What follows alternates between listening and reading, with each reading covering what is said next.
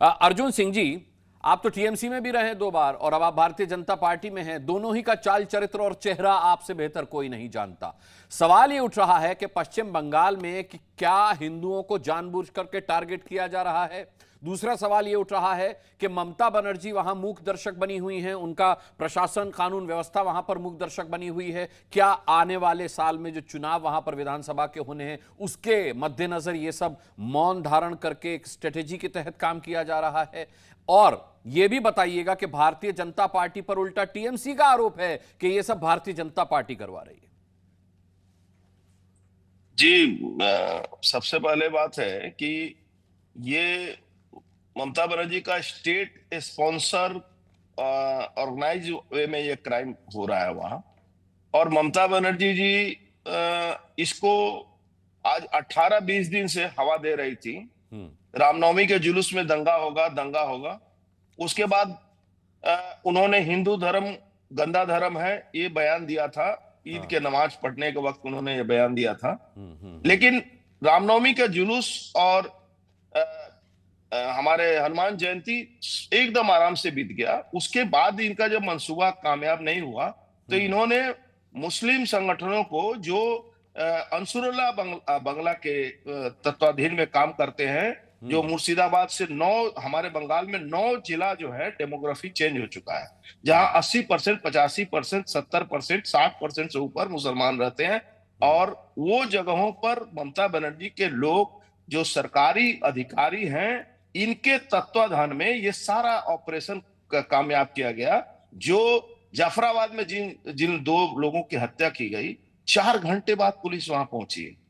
4 घंटे के बाद पुलिस पहुंची और सरकार जो है, सरकार का बयान अभी तक ममता बनर्जी का बयान ये नहीं आया कि मुसलमान आतंकवादी जो हैं या बांग्लादेश के अनुप्रवेशकारी जो हैं। आतंकवादी वहां कौन है? आतंकवादी वहां कौन है? ये तो आप आपत्तिजनक शब्द बोल रहे हैं अर्जुन सिंह जी। कट्टरपंथियों को या फिर नहीं या चरमपंथियों को आप आतंकवादी क्यों कह रहे हैं? उनको मुसलमान आतंकवादी कैसे कह दिया आपने? मैं बोल रहा हूं ना, मैं कोट करके बोल रहा हूं कि बांग्लादेश के जो मुस्लिम आतंकवादी हैं, जो पूरा बॉर्डर इलाका को कंट्रोल करके रखे हैं, वो जाकर वहां ये सारा ऑपरेशन कराए हैं। और पुलिस बॉर्डर पर जो सिक्योरिटी होती है वो ममता बनर्जी की नहीं होती ना सर। अर्जुन सिंह जी, भाई साहब बॉर्डर सिक्योरिटी फोर्स तो यही तो है। 400 किलोमीटर का जगह मांगते मांगते थक गया केंद्र सरकार, और आज तक वो जगह नहीं मिली। और जगह दिन जहां जाता है काम करने के लिए, बीएसएफ के लोग जब काम करने जाते हैं तो बीएसएफ पर हमला होता है। और बीएसएफ को सबसे ज्यादा ममता बनर्जी टारगेट करती है। ममता बनर्जी उनको झूठे मुकदमे में फंसाती हैं, उनके अगेंस्ट में महिलाओं के द्वारा केस कराया जाता है। और एक स्टेट की मुख्यमंत्री किसी भी केंद्र सरकार का जो एजेंसी है बीएसएफ बॉर्डर सिक्योरिटी फोर्स, तो उसके खिलाफ सीधा आरोप लगाती है, सीधा उनको धमकाती हैं और कहती हैं कि अगर वो 50 किलोमीटर के अंदर में कहीं भी कोई आता है तो उसके अगेंस्ट में एफआईआर करो। और आज भी आप देखे होंगे उनका स्पोक्स पर्सन जो है वो कुणाल घोष, वो कह रहा है कि बांग्लादेश से बीएसएफ ने आतंकवादियों को लाकर, वहां से क्रिमिनलों को लाकर बांग्लादेश से, और यहाँ झमेला कराया है, यहाँ गंडोगोल कराया है, यहाँ आगजनी करवाया है। क्या तमाशा बन के रखा हुआ है। आप वहां एक पैनल बैठाए हैं। आप बंगाल की स्थिति, आपके बहुत सारे लोग यहाँ काम करते होंगे। बंगाल में जो मालदा, मुर्शिदाबाद और दिनाजपुर से लेकर रायगंज से लेकर आप क्या नाम है, नदिया से लेकर दोनों 24 परगना, आप समझ नहीं सकते हैं यहाँ हिंदू किस स्थिति में है। यहाँ के हिंदू आज अपनी बात नहीं रख सकते हैं। और यहाँ के हिंदुओं के ऊपर जिस तरह से जुल्म होता है, कहीं मैं समझ रहा हूँ। ममता बनर्जी से ना उम्मीद हो चुके हैं आप, उनकी कानून व्यवस्था से ना उम्मीद हो चुके हैं आप। दुर्भाग्य कि आपकी वहां सरकार नहीं है, लेकिन बहुत बड़ा सौभाग्य केंद्र में सरकार है आपकी। वो शांत क्यों बैठी हुई है फिर?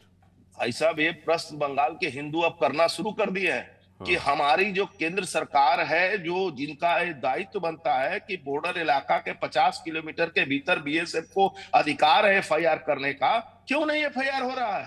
क्यों नहीं उस पर एक्शन हो रहा है? आज हाईकोर्ट जो आदेश दिया है, मैं रात में बहुत सारे वहां के, हमारे पास सैकड़ों फोन आए थे कल, और वहां बमबाजी की घटना कल रात भर हुई है। तो मैं कहता हूं आज दिन में भी आप देखे होंगे, आपके चैनल में भी आपने देखा होगा कि जफराबाद में फिर हमला हुआ है।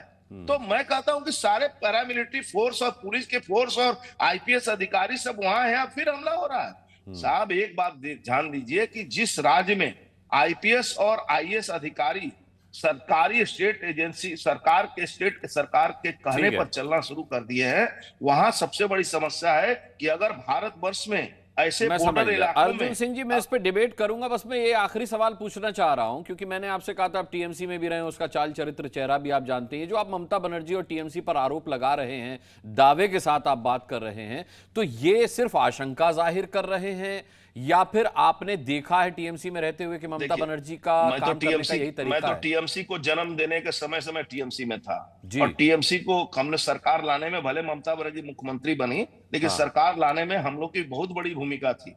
लेकिन सरकार आने के बाद ममता बनर्जी ने जिन अपराधियों के खिलाफ हम लड़े थे, जो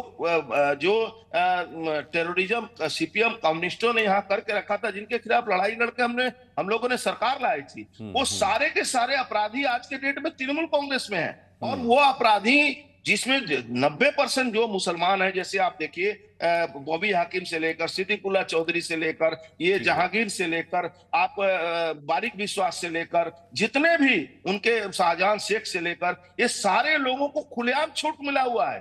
और जो भी अपराध करो, हमारी सरकार को बचा कर रखो। 33% का 99% कैसे वोट आए, इसके लिए ममता बनर्जी आंख बंद करके रखी हुई है। और मैं आपके माध्यम से हमारे सरकार के केंद्रीय सरकार से एक आवेदन करना चाहूंगा कि अगर बॉर्डर इलाका में शांति नहीं, अब डेमोग्राफी नहीं बदलना है आपको, अगर भारतवर्ष के अंदर उनको रखना है तो ऑल इंडिया सर्विस कानून को इमीडिएट लागू कीजिए।